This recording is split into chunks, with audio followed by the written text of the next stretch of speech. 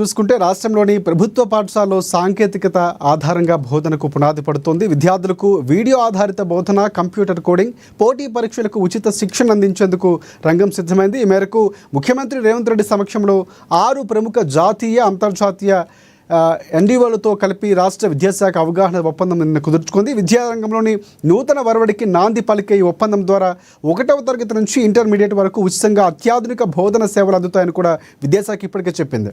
ఇక ఎక్స్టెప్ ఫౌండేషన్ కానీ, ప్రజ్వల ఫౌండేషన్, ఫిజిక్స్ వాలా, అలాగే Khan Academy, Faizam foundation, educate girls సంస్థలతో ఇందులో ప్రధానంగా భాగస్వాములుగా నిలిచాయని వెల్లడించింది. నిన్న ముఖ్యమంత్రితో వారు కలిసి ఒక ఒప్పందం చేసుకున్నారు. సో ఇక్కడ ప్రధానంగా విద్యార్థులకు వీడియో ఆధారితంగా ఇక బోధన చేయటం, అలాగే స్కిల్స్ పెంచేటటువంటి బోధన చేయటం, టెక్నికల్గా ఒక బోధన పెంచేందుకు పూర్తి స్థాయిలో ఒక నూతన వరవడి విద్యాశాఖలో ప్రవేశపెట్టబడుతున్నట్లు ఇప్పటికే చెప్పారు. ఒప్పందం అయితే నిన్న కుదిరినటువంటి పరిస్థితి.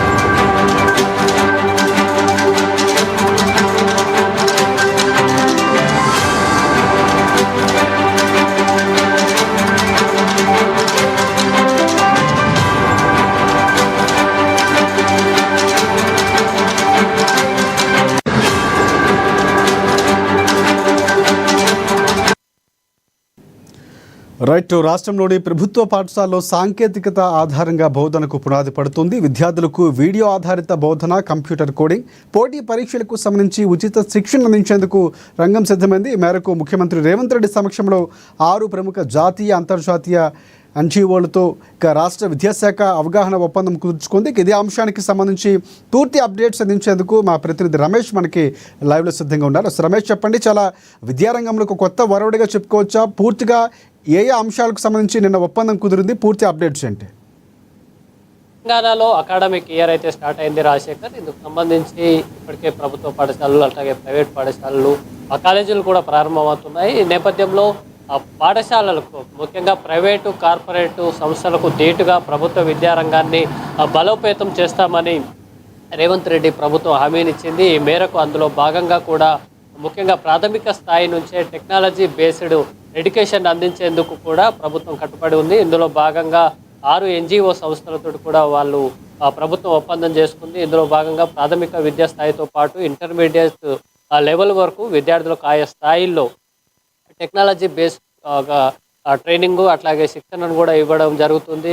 ముఖ్యంగా ఏఐ టెక్నాలజీ వచ్చింది. ఇప్పుడు ఏఐ లేటెస్ట్ జనరేషన్లో ఏఐ అనేది చాలా కీలకమైనటువంటి పాత్ర పోషిస్తుంది. దాంతోపాటు క్లౌడ్ కంప్యూటింగ్ కూడా ఉన్న నేపథ్యంలో ప్రాథమిక విద్యా స్థాయి నుంచి ప్రభుత్వ పాఠశాలల్లో ఈ టెక్నాలజీని అందించడం, అట్లాగే మారుతున్న జనరేషన్, టెక్నాలజీకి సంబంధించినటువంటి మారుతున్న జనరేషన్కు అనుగుణంగా కూడా ప్రభుత్వ పాఠశాలలు బలోపేతం చేయడం, వాటితో పాటు వారికి అవసరమైనటువంటి విద్యా వసతులను కూడా మెరుగుపరచడం, ముఖ్యంగా కంప్యూటర్ కోడింగ్, అట్లాగే కాంపిటీషన్ ఎగ్జామ్స్ కూడా ట్రైనింగ్ ఇచ్చేటువంటి వ్యవస్థలో కూడా ముందుకు వెళ్తున్నారు.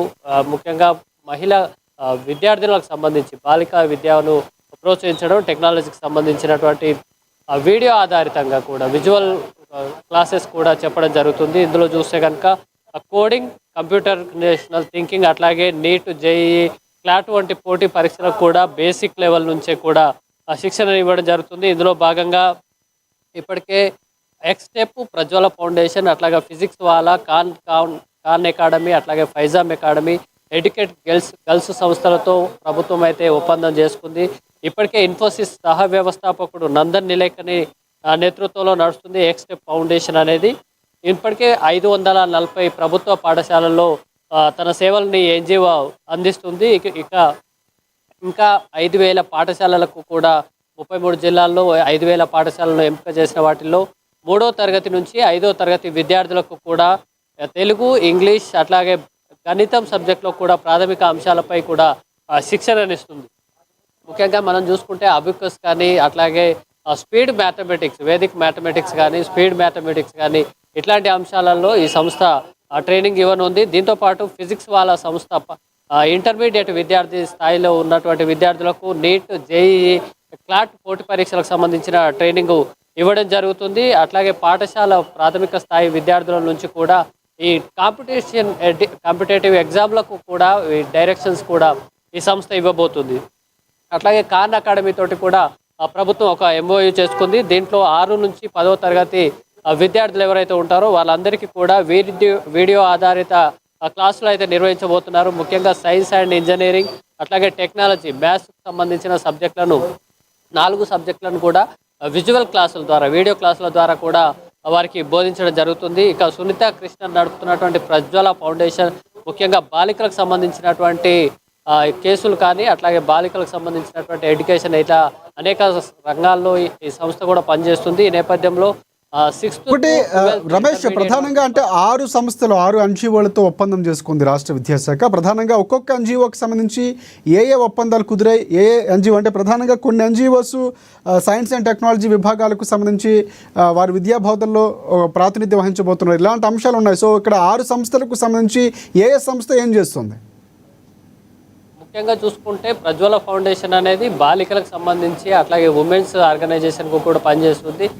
మెయిన్గా బాలికలకు సంబంధించినటువంటి ఇష్యూస్ మీద ప్రజ్వల ఫౌండేషన్ అనేక సంవత్సరాలుగా పనిచేస్తున్న నేపథ్యంలో ఎవరైతే 6th to 12th క్లాస్ చదువుతున్నటువంటి విద్యార్థినులు ఎవరైతే ఉంటారో వాళ్ళు ఏజ్ పరంగా చూసుకుంటే కూడా 11 years నుంచి అటు 15-17 years వరకు కూడా చదువుతున్న విద్యార్థులకు సంబంధించి వాళ్ళకి ఆ ఏజ్లో ఉండేటువంటి ట్రైనింగ్ కానీ వాళ్ళకు అవసరమైనటువంటి శిక్షణ ఏదైతే ఉంటుందో ముఖ్యంగా బాల సురక్ష అట్లాగే రక్షణ కార్యక్రమాలకు కూడా ఈ ఫౌండేషన్ చేపడుతుంది. దీంతోపాటు షోయబ్దార్ నిర్వహిస్తున్నటువంటి ఫైజాం ఫౌండేషన్ అనేది 1వ తరగతి నుంచి 10th క్లాస్ వరకు వాళ్ళందరికీ కూడా విద్యార్థులకు ముఖ్యంగా కోడింగ్ అట్లాగే కంప్యూటేషనల్ థింకింగ్ శిక్షణ ఇస్తుంది. అంటే కంప్యూటరైజ్డ్ రానున్న మారుతున్న కాలంలో కంప్యూటర్ అనేది ఒక ప్రాథమిక అవసరంగా ఒక కీలకమైనటువంటి భాగంగా జనరేషన్లో మారుతున్న నేపథ్యంలో వాళ్లకు ఆ కంప్యూటర్కి సంబంధించినటువంటి బేసిక్స్ ట్రైన్ చేయడము, వాళ్ళకు ఆ కంప్యూటర్ బేస్డ్ అయినటువంటి కోర్సులకు గురించి కూడా ఒక అవగాహన కల్పిస్తూ రావడం అనేది జరుగుతుంది.